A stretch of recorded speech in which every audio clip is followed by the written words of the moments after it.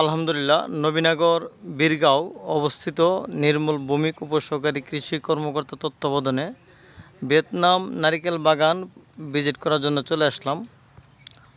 নির্মল সাহেব, এটা গাছ কতগুলো এখানে? আপনাদের এখানে উপসহকারী কৃষি কর্মকর্তা বীরগাঁও নবীনগর গাছ আছে প্রায় 120টা গাছ। 120টা? 120টা গাছ আছে। আচ্ছা, গাছে যে জাত এটা ভিয়েতনামি জাত। ভিয়েতনামে এটা সবুজ আছে, হলুদ আছে, সবুজ এবং হলুদ দুটোটা। দুইটাই আছে। দুইটাতে তো আপনার ফল চলে আসছে, দুটাতেই অলরেডি ডাব, হ্যাঁ ডাব চলে ফল আসছে। চলে আসছে। এই যে আমি দেখাচ্ছি, এই যে আলহামদুলিল্লাহ। আপনারা অনেকেই যারা মনে করেন যে না ভিয়েতনাম নারকেল ফলে না, এটা হলো ভুল ধারণা। এই যে হ্যাঁ, এই যে অবশ্যই এগুলো বাতিগুলো, হ্যাঁ হ্যাঁ এটা হচ্ছে হলুদ ভিয়েতনাম। হ্যাঁ, হলুদ ভিয়েতনাম। ভিয়েতনামের এই কিছু জাত আছে, যে জাতগুলো এটার মধ্যে এটার টাইপ হলুদ। হ্যাঁ, আবার এটা হলো সবুজ, পাশে যেটা এটা সবুজ মানে গ্রিন টাইপ। Green type. যাক, এই নারকেলের সবচেয়ে বড় সমস্যা কি মনে করেন আপনি? যে এই যে হ্যাঁ নারিকেলের যে সমস্যাগুলো, নারিকেলের সমস্যার মধ্যে প্রথমত মাইটের যে আক্রমণ, হ্যাঁ, লাল মাকড়, মানে মাকড় যেটা লাল মাকড় বা বিভিন্ন প্রজাতির মাকড়, হ্যাঁ, মাকড়ের যে আক্রমণটা। আর পাশাপাশি হচ্ছে যে কিছু ফাঙ্গাস, বা আমরা যেটা প্রতিরোধের জন্য ফাঙ্গিসাইড ফাঙ্গিসাইড ব্যবহার করি। আর এখানে দেখা যাচ্ছে যে এই যে এই পাতাগুলো এইরকম, এটা হচ্ছে একটা নারিকেলের বলা যায় এটা ব্যাকটেরিয়াল বা লিভলাইট নারিকেলের পাতা পুরা রোগ আর কি। এই যে এই লক্ষণগুলো, এটা কিন্তু নারিকেলের অনেক মারাত্মক একটি রোগ।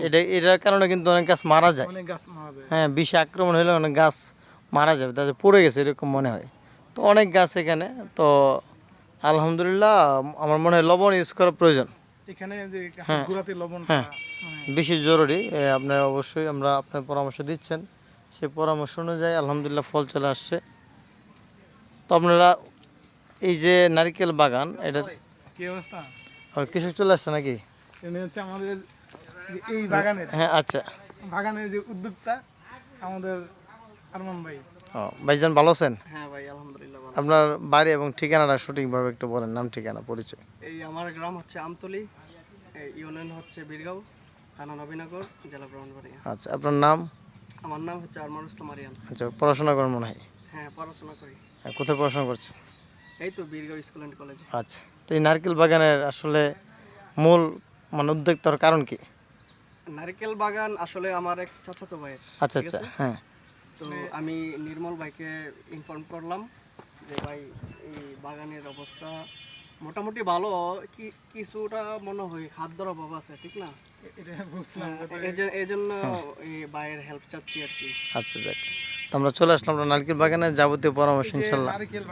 আচ্ছা, হ্যাঁ, আমার চাচাতো ভাই আর কি। আচ্ছা, উনি বাড়িতে থাকতে পারে না। প্রথম দিকে যে নারকেল বাগানটা শুরু করছিল, এটা প্রায় আজকে থেকে 1.5 বছরের মতো মনে হবে, আরেকটু বয়সটা একটু 19-20 হতে পারে। তখন উনি বাড়িতে ছিল, ওনার নাম হচ্ছে আব্দুর রহমান জুমান ভাই। তো আব্দুর রহমান জুমান ভাই আমার একদিন নিয়ে আসছিল এই বাগানে। নিয়ে আসার পরে এই চারা কিন্তু তখন অনেক ছোট ছিল, আর চারাগুলো প্রথম দিকে আপনার এই ব্লাইটের আক্রমণে এটা প্রায় গ্রোথ কম ছিল, বিপর্যস্ত অবস্থা ছিল। পরে সমাধান দিয়ে গেছিলাম, আর উনিও ওই পাখে মানে বাইরে চলে গেছে। তো বাইরে চলে যাওয়ার পরে আর ওনার সাথে তেমন একটা যোগাযোগ হয় না। তো এর মধ্যে আরমান ভাইয়ের সাথে যোগাযোগ হয়েছে। তো আজকে নারকেল বাগানটা দেখে আমার অনেক ভালো লাগতেছে যে আরমান ভাইয়ের হাতে এটা গোড়া এবং অলরেডি মানে ফোন চলে আসছে আর কি। যাক, এই যে বাগানটার এই অবস্থা, মানে এখানে যেটা সমস্যাটা হচ্ছে আরমান ভাই, আপনার এখানে কিন্তু প্রচুর পরিমাণে আগাছা আছে। আগাছাটা একদম নিট অ্যান্ড ক্লিন করে ফেলতে হবে, এটা কোনো অবস্থাতে আপনার আগাছা রাখা যাবে না।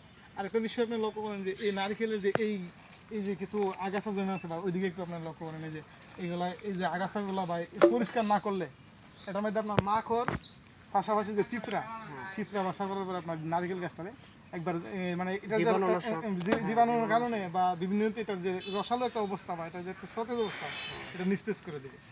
এটার কারণে কিন্তু ফাঙ্গাসও তৈরি হয়, হ্যাঁ, ওই যে ময়লা থাকলে।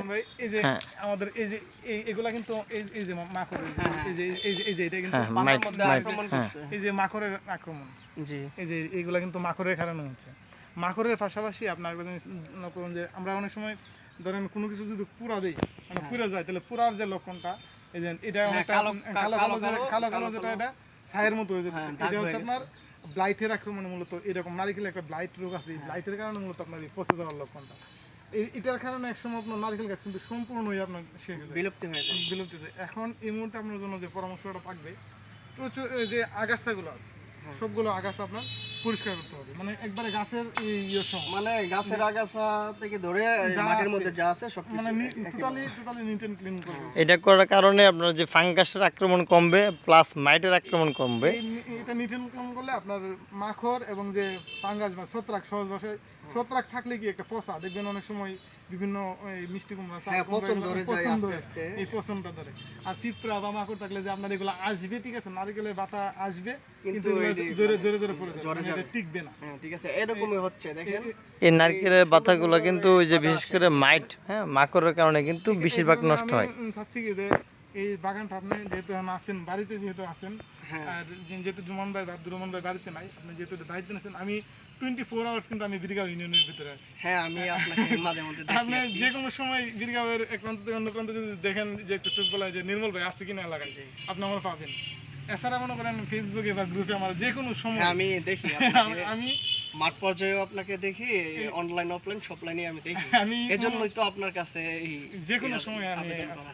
তা আজকে আমি যেটা দেখে গেলাম, ঠিক আছে, অবস্থা প্রেক্ষিতে আমি আপনার বলবো যে এটা এই আপাতত 3টা সমস্যা নিয়ে আপনি কাজ করবেন। একটা হচ্ছে আগাছা থাকবে না, নারকেল গাছ টোটালি পরিষ্কার হয়ে যাবে, মানে যেগুলো অপ্রয়োজনীয় অংশ অর্থাৎ মরা বা শুকনো যেগুলো আছে, শুকনা পাতাগুলো, পাতার চিপায় যেগুলো আছে, মনে করেন এরকম যেগুলো আছে এইগুলা মানে ছেটে মানে একবার পরিষ্কার পরিচ্ছন্ন হবে। 2 নম্বর কারণ বললাম। 3 নাম্বারটা হচ্ছে আপনার যে মাকড়ের জন্য মাকড়নাশক বেঞ্জোডিন স্প্রে। স্প্রে করতে হবে। এখানে 3টা গ্রুপের ওষুধ আমি লিখে দিয়ে দিব আপনাকে, লিখে দিলে আপনি এটা নিয়ম মাফিক যদি ব্যবহার করেন, ইনশাল্লাহ আপনার সব। লবণটা অবশ্যই প্রয়োগ আর করে। যে আরেকটা জিনিস আপনার যে গাছে গুড়াতে এটা একটা জিনিস মনে রাখবেন যে এখান থেকে যদি আপনি এভাবে মাফেন, নারকেলের শিকড় কিন্তু অনেক দূর পর্যন্ত আপনার বিস্তৃত, আপনি এটা করলে দেখবেন অনেক দূর পর্যন্ত আপনার বিস্তৃত। এই নারকেলের যে বিস্তৃত যে শিকড় আছে, এই একটা যদি এটা আমরা আঞ্চলিক ভাষায় কি বলি, ডাগা বলি, হ্যাঁ, ডাগা বলি। মানে ডাগা বলেন। এই ডাগগাটা দেখেন, ডাগগাটা যতটুকু পর্যন্ত গেছে তার শিকড় ততটুকু, হ্যাঁ, হ্যাঁ। এই ছায়াটা যতটুকু পর্যন্ত আছে, মানে তার চেয়েও কিছু অংশ দূরে আপনার কিন্তু তার শিকড় আছে। যদি আপনি মাটি কুড়েন তাহলে এটা পাবেন।